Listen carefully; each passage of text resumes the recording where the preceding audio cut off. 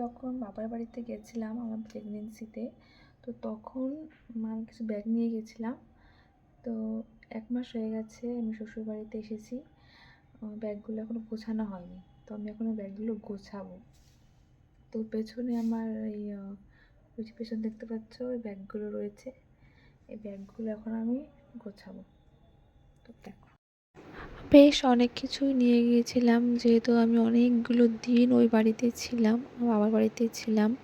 তাই অনেক কিছু নিয়ে গেছিলাম। আমার যে 2টো ব্যাগ দেখছো, এই 2টো ব্যাগ শুধু নয়, আরও একটা ট্রলি ছিল, ওখানে প্রচুর জামা কাপড় ছিল।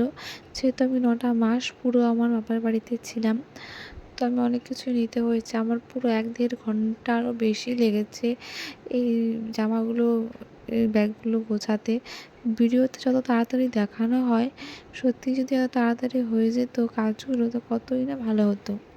তো মেয়েকে খাইয়ে ঘুম পাড়িয়ে ওর ঠাম্মির কাছে রেখে এসেছি ওপরে, কারণ যদি